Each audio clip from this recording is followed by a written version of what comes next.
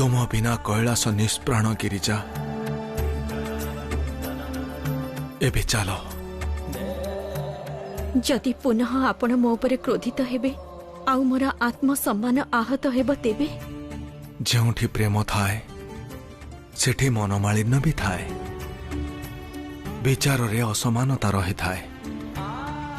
आउ जानिछ प्रेम रे प्राणी निजर प्रिय को सर्वगुण संपन्न एवं त्रुटिहीन थिबार देखिबाकु चाहे। सेथिपाई दाम्पत्य जीवन रे मनमालिन्य हेबा भूल एवं क्षमा दुईटी जाक परस्पर परिपूरक। जदि कालांतर रे एभली घटना पुनः घटिब तेबे जदि हुए तेबे आमे जो अतुट प्रेमर डोरी रे बांधी हेचु आमर पृथक हेबा उपरांते मध्य एही प्रेमर डोरी छिंडिब नाही। महादेव आपण कहिथिले ना जे क्षमा और भूल परस्पर परिपूरक, तेबे आपण मते क्षमा करबाकू केमिति भूली गले? आपण मते थरुटिए भी स्मरण करू नाहंती? आपण मो उपरे एमिति रुष्ट हेजिबे एई कथा तो मो कल्पनार ऊर्ध्वरे महादेव। प्रभु आपण को ऊपर रुष्ट नुहति माता, तांकर स्मृति शक्ति लुप्त हो जाइछि। आउ सत्य तो एया जे प्रभुंकर किछि भी स्मरण नहीं माता।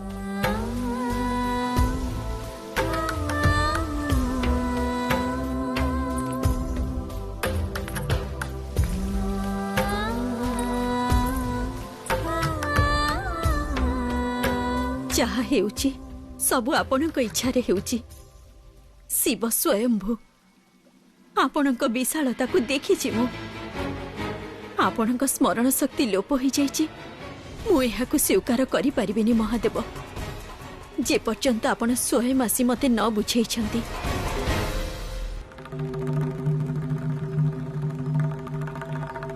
आज श्रेणीर प्रथम दिवस रे मु तुम समस्तंकु सर्वप्रथमे किछि सहज प्रश्न पचारिबी।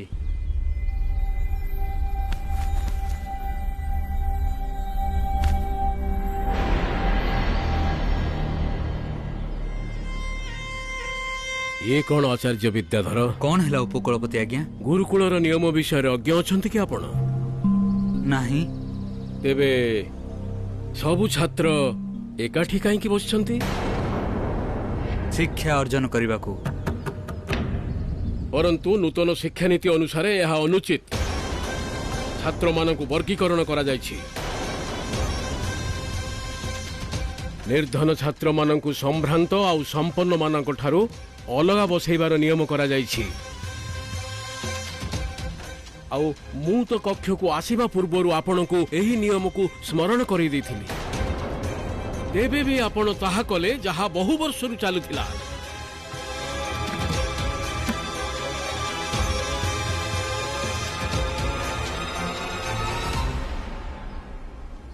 शुण छात्र माने नदीर दुई धार भली विभक्त हो जाओ शीघ्र।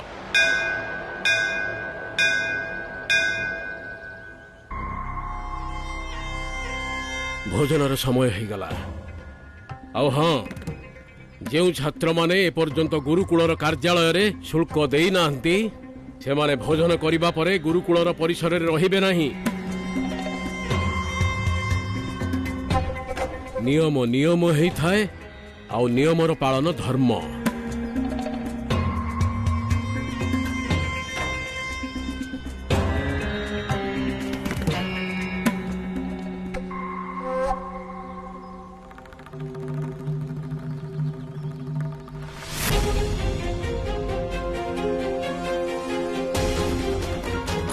एपटे तुमको मु मो जालरे भूलेई रखिबे आउ सेपटे असुरराज अंधकर जालरे रहिबे पार्वती। असुरराज अंधकंकर, असुरराज अंधकंकर, असुरराज अंधकंकर, असुरराज अंधकंकर, असुरराज अंधकंकर, असुरराज अंधकंकर। पार्वती आओ किछि क्षण आसुची अंधकारर समय अंधक तुम पाखकु तुमर कैलाश अधिग्रहण करिबा पाई। असुर राजा अंधकंकर, असुर राजा अंधकंकर।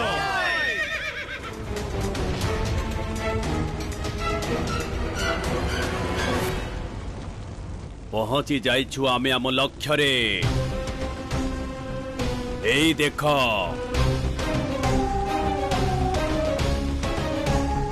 आगकु बढ़।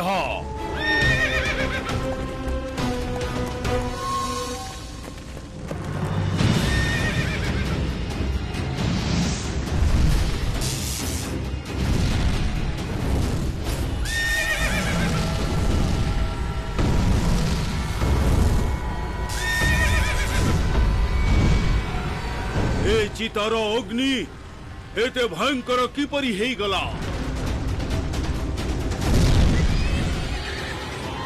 चलो सैनिक माने आगो को मारी चलो। सेनापति वृषभासुर ए अग्नि उत्ताप कारणरू आमे आगो को बढ़ी पारुनु। आमे पछकु जाई अग्नि शांत हेबा जाय प्रतीक्षा करूछु सेनापति। असंभव, कदापि नुहे। असुर राज अंधकर पाद थरे आगो को बढ़िले पछको घुंचेनी। आमे कैलाश रे पहुंचिला परे अटकिबा। आगो को चलो।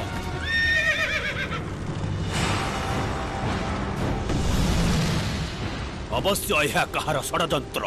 किए हबाकू चाहूची अंधकर क्रोधर पात्र किए?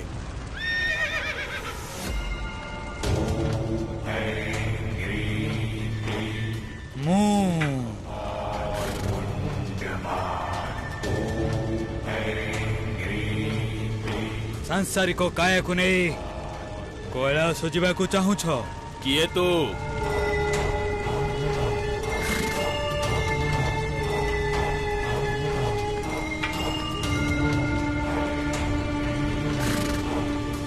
मु श्मशान रक्षक आउ तुमर मार्गदर्शक।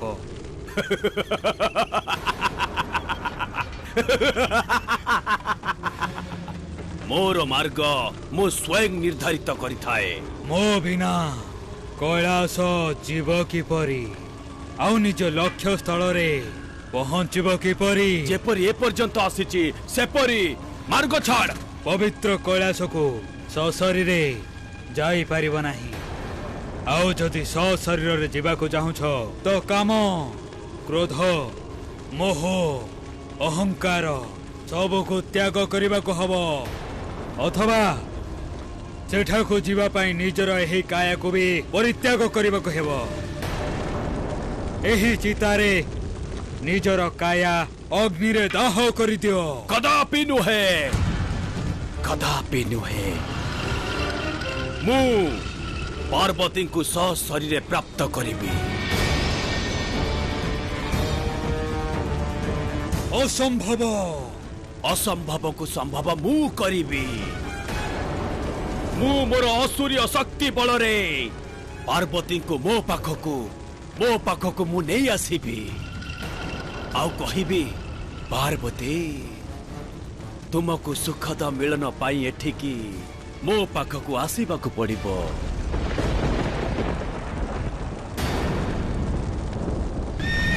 रही जाओ महादेव आउ माता पार्वती को शपथ, तू एठारु पादे भी आगो को जाई पारिबु नाही।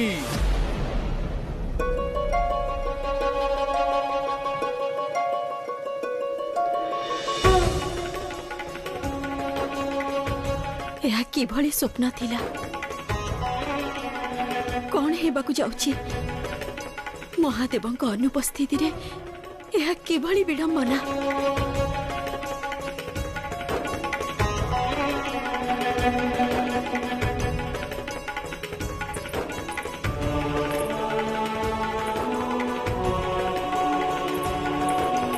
माता कौन हेला नंदी? आपण कर्णपूर्णा स्वरूप द्वारा समग्र कैलाश भोजन प्रबंध होता है। आउ समस्त निजर भाग नबाकू स्वयं आसती, परंतु आज से महाश्मशान रक्षक आसी नहीं। माता शांत हो जाओ नंदी। मो महादेवଙ୍କ अनुपस्थिति रे दायित्व मोर। तुमे आश्वस्त रुह सब किछि ठीक है जीव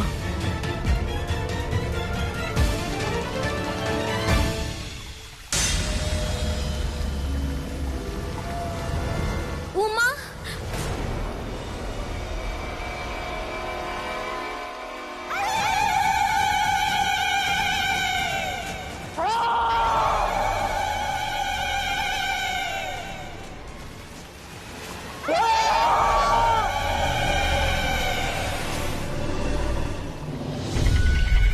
प्रथमे ई स्वप्न आउ ए असमय रे काली रूप कौन कारण है पारे मोर ए रूपर संहारकारी रूपर माता प्रभु को अनुपस्थिति रे एई काली रूप प्रभु बालक रूप रे निजर सब किछि विस्मृत हो जाइछन्ति आउ आपण जदि एबे काली रूप धारण करिवे तेबे आपण संहार व्यतीत सब किछि विस्मृत हो जिवे माता।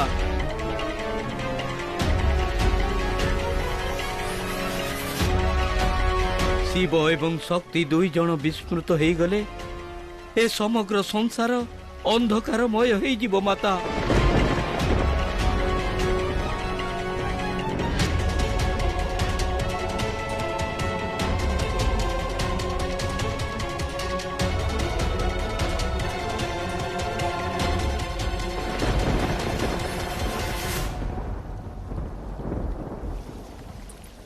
शांत हो जाओ नंदी मो महादेव अनुपस्थिति रे दायित्व मोर तुम्हें आश्वस्त रुह सब ठीक है जीव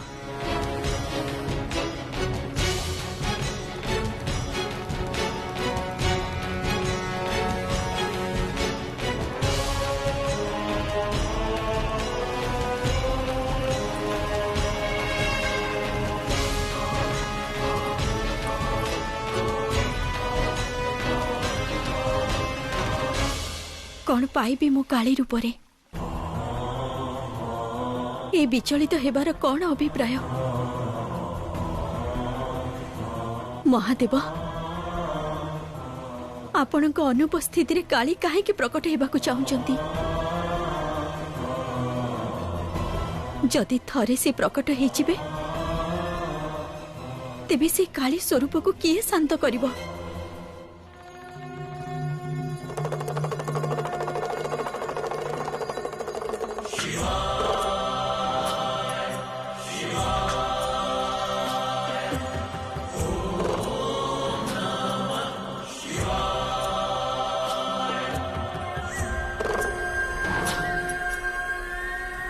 इयाडे कुआडे विदूषक भोजन करबाकू तेबे सेपड़कू जाओ साधारण भोजन पटुकू ई आम भली विशेष छात्र मानक पई विशेष भोजन पट परंतु भोजनर तो गोटिए धर्म क्षुधा निवारण ताहा साधारण हेउ किंबा विशेष एही भेदभाव भोजनर अपमान मित्र उपदेश तमे दियोनी महानायक जाओ एठारू आउ हमको भोजन करबाकू दियो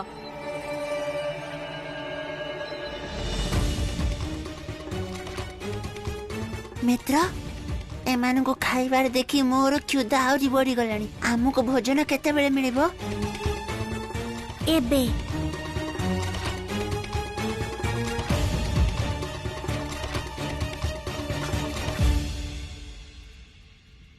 भोजन परसंतु अरे आमे आपण को भोजन परसी परिबुनी कारण ए भोजन तो केवल भोजन जहा सभी को उदर पूर्ण करे भोजनर कौनसी वर्ग किंबा वर्ण न थाए ए बहुरूपी तो राजनेता हेबाकू बसिछि लागुछि ताको संविधानर पाठ पढाइबाकू पड़िबो गुरुदेव गुरुदेव अनर्थ हो गला गुरुदेव गुरुदेव सब अनर्थ हो गला गुरुदेव चित्कार करी मोर शांति आउ आत्मसंतुष्टि को भंग कर नाही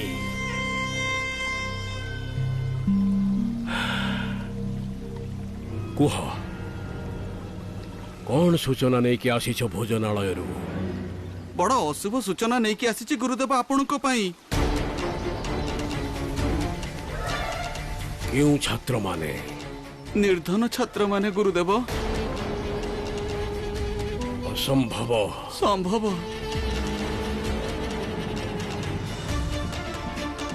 ସେମାନଙ୍କ ନେତୃତ୍ୱ କିଏ ନେଇଛି? ଆଉ କିଏ ନେଇପାରିବ ଗୁରୁଦେବ? ବାଲ୍ୟ ଶିବ।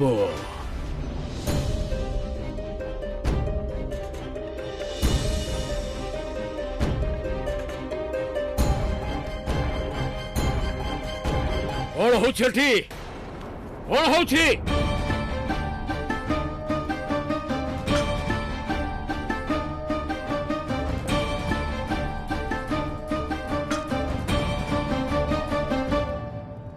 କଣ ହେଇଛି ଆଚାର୍ଯ୍ୟ ଦଣ୍ଡପାଣି?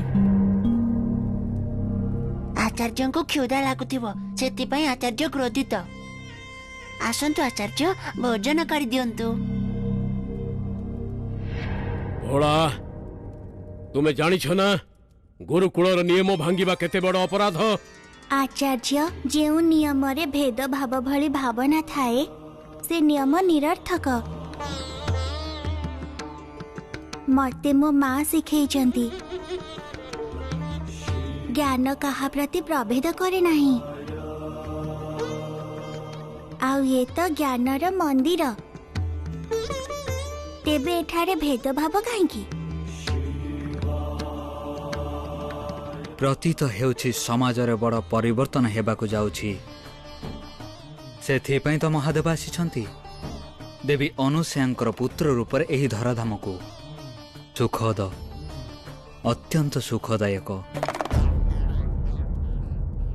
ଯାହାକୁ ତୁମେ ଭେଦଭାବ କହୁଛ ତାହା ଭେଦଭାବ ନୁହେଁ, କୃତଜ୍ଞତାର ଭାବ।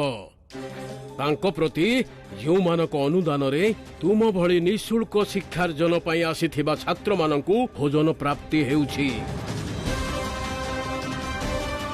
ହଁ, ଭବିଷ୍ୟତରେ ଏମିତି ଭୁଲ ଆଉ କରିବନି। କ୍ଷମା କରିବେ ଆଚାର୍ଯ୍ୟ, ଅନୁଦାନ ଦେଉଥିବା ଆଉ ଦାନ ଦେଉଥିବା ବ୍ୟକ୍ତି ଦୁହେଁ ସମାଜର ଅଂଶ।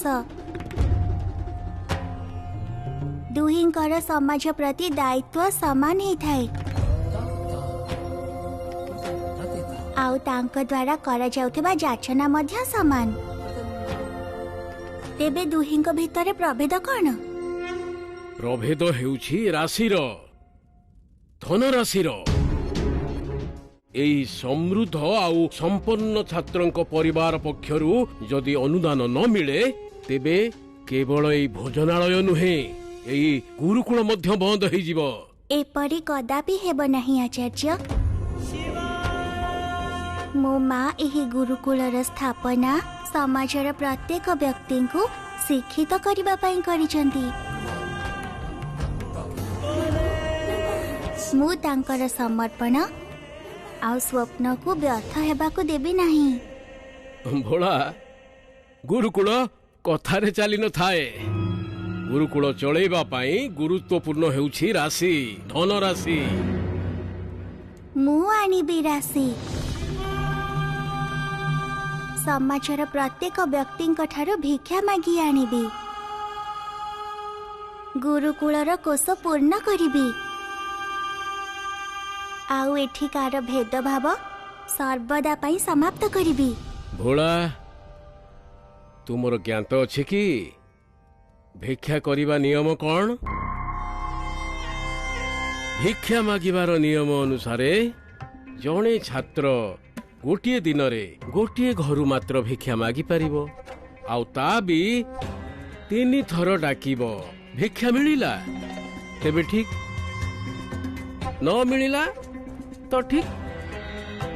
ଏଇଭଳି ମାଗି ଆଣି ଭିକ୍ଷାରେ ଯେଉଁଦିନ ତମେ ଗୁରୁକୁଳର କୋଷାଗାରକୁ ପୂର୍ଣ୍ଣ କରିବ ସେହି ଦିନଠାରୁ ତୁମ ସମସ୍ତଙ୍କୁ ସମାନ ଭୋଜନ ମିଳିବା ପ୍ରାରମ୍ଭ ହୋଇଯିବ।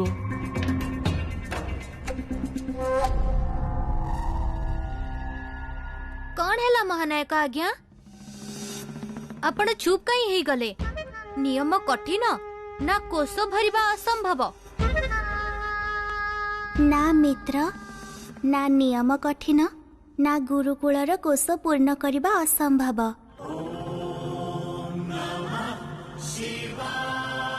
मु प्रस्तुत अच्छे आचार्य।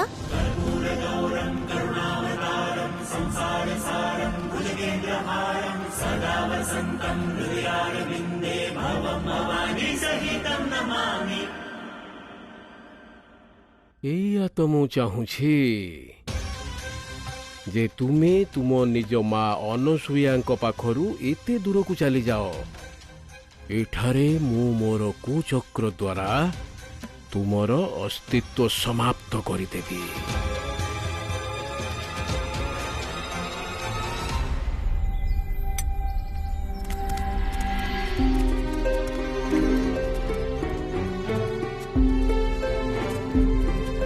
आचार्य विद्याधर आपण ए समय बालक मान सहित सब कुशल अछि ना?